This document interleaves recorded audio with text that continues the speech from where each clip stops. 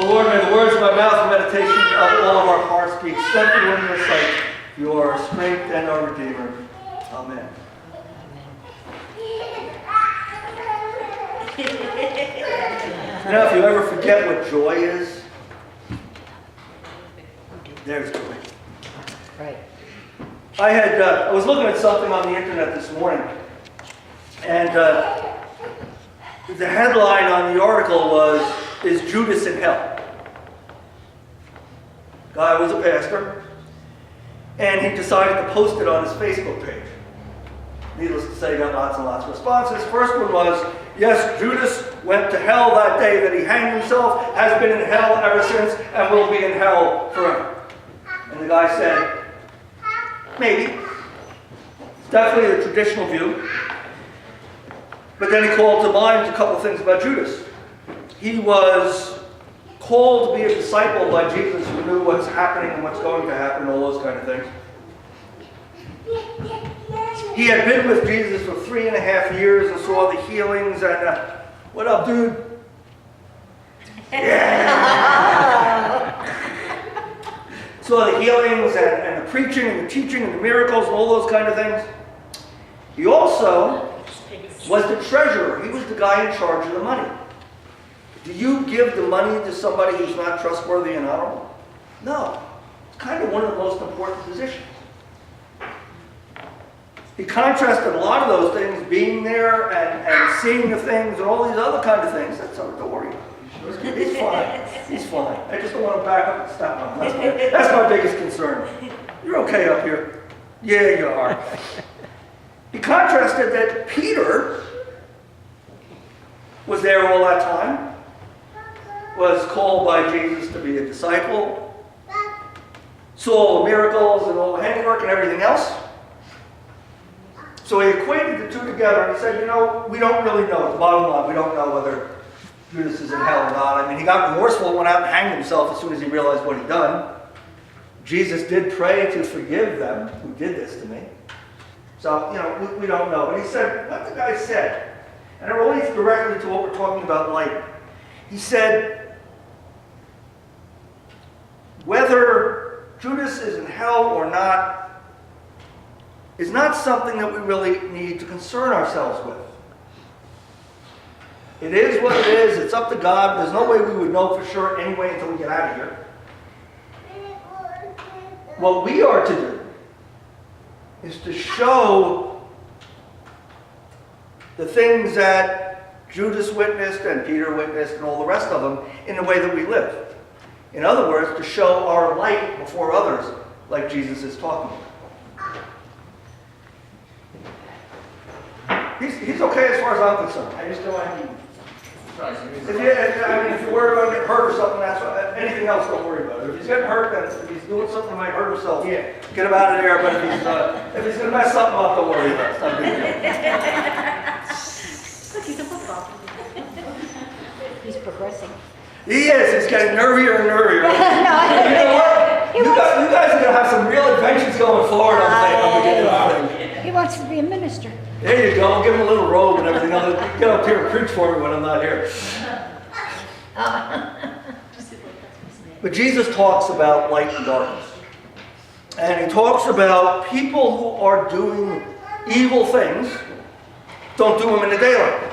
They kind of sneak around and do them. They do it at night when it's not open and visible. The interesting thing is that this conversation that I read a portion of just a little while ago was from a conversation Jesus had with Nicodemus. Now, Nicodemus was a Pharisee, meaning he was one of the caste of lawyers who interpreted the law. He starts out the conversation in a way that I always found very, very interesting. He comes up to Jesus and said, "Teacher, we know that you come from God." We being the religious community. We know that you are a teacher come from God because nobody could do the things you're doing if God wasn't with him. And then Jesus begins this talk. Nicodemus came at night, in the dark, not in the light. A lot of his fellow Pharisees, and of course the chief priests and scribes, had major issues with Jesus. If he had come in the light when it was shown, He might have got in trouble with his buddies.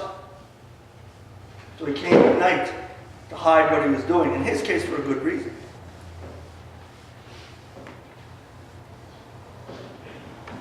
Doing things in the light where they're visible versus doing things in the dark where they're hidden.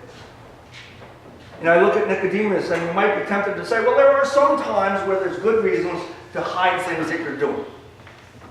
But if you really think about it, there's not really good reasons to hide what you're doing unless what you're doing is not something that you want people to know about. Jesus calls it evil. One of the biggest things in doing all these kind of things is following the directions of God is. And Jesus, speaking as God, says that when you do the things you're supposed to be doing, whether that's feeding the poor, preaching the gospel, clothing the naked, rebuilding homes, helping with emergency services like Home Corps does. Whenever you do these things, let people know about it. And he says, let them know about it so that your Father in heaven will be glorified. And he includes that "so that" statement there to differentiate between other people who are doing stuff to be seen by others so that others will look at them and say how good they are. Because there was a lot of that around, and you know what? There's still a lot of that around. You know anybody who does stuff to say, hey, I do this and I'm on the PTA and I work in this thing here and I do this and I do this. Look how much good I'm able to do. Jesus is not saying do stuff that way. Rather, do things to help others in ways that are going to inspire others and help draw others closer to God. And that requires a level of trust. That same kind of trust was part and parcel of that reading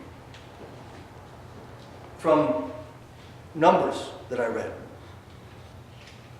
The people had sinned, and God sent poisonous serpents among the people. And the poisonous serpents started biting people. When you get bit by a poisonous snake, what happens? You die. Pretty much you die. And so people were dying. And people they freaked out. They realized what they'd done is wrong, and they went to Moses and said, Moses, pray for us that God might take the serpents away.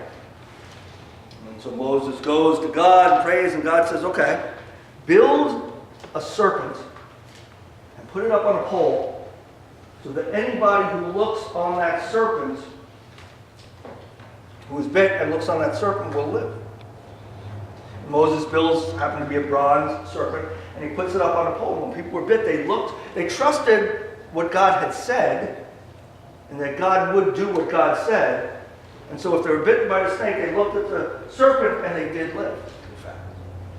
And Jesus brings this same metaphor in this dialogue in John.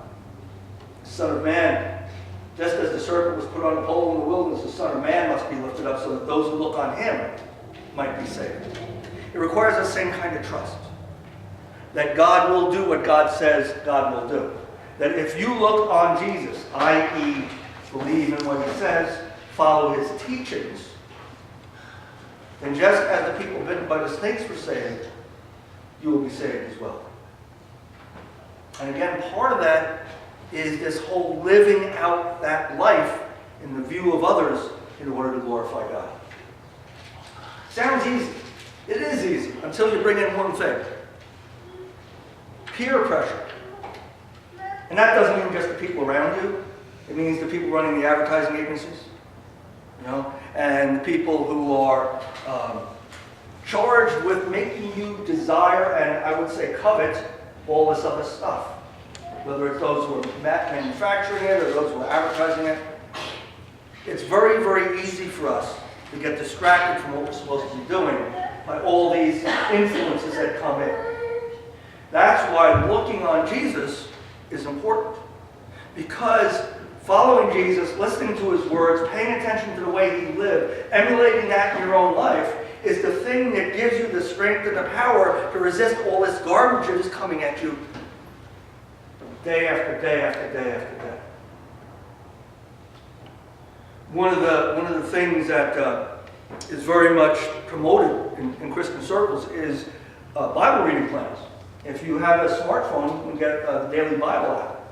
And you can set up a plan and it will give you the verses to read every day so that you can actually read through the Bible the whole day. There's individual verses. So that you can get a little, let's call it a Jesus injection or Jesus inoculation, right? Vaccine. We'll call it a vaccine. That's been in the news lately. Against all of these diseases that are flowing around.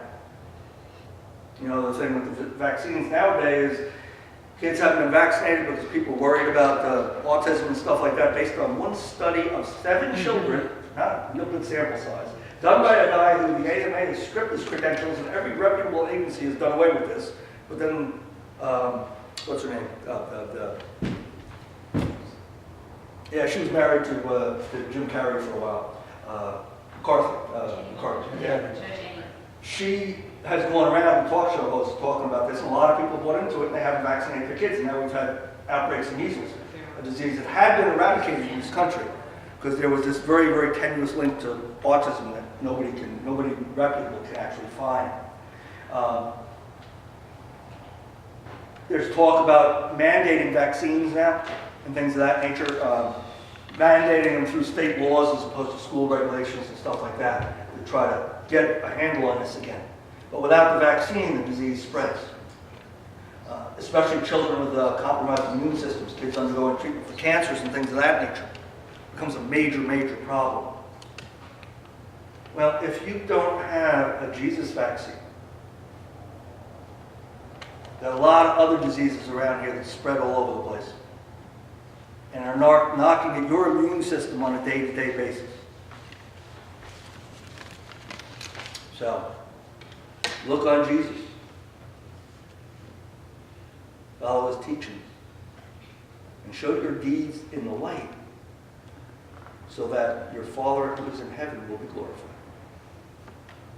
And you'll be saved from disease. Let's pray. Lord God, we give you thanks for everything that you do for us. We thank you for the inoculation that we get by looking at and living in Jesus. God, we live in a time where there are so many distractions and so many things that are vying for our attention. Yet we can't find the time to read the Bible. We find ourselves not praying. We find ourselves too busy to do deeds to help others. God, save us from ourselves. Just as Moses lifted up the serpent in the wilderness and those who looked on it were saved, help us to be drawn to Jesus, to his word, to companionship with him through prayer, to lessons learned by emulating his behaviors, so that we might get a sense of immunity because of his power working in us. God, on this day when we come together to worship, we thank you that the weather is warmer. Thank you that all this snow is finally melting. While we do that, we're also praying that the likely floods that will happen because of all this snow and the warm weather will not impact too many. But we also offer ourselves to you to be in service to those who are hurt by that.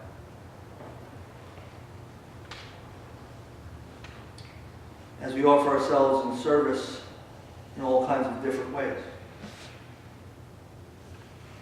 And God, for the people who we are aware of, people we know who are struggling with all different kinds of things, we come raising their names, trusting in you as the Israelites trusted in you and as Christ's followers trust in you.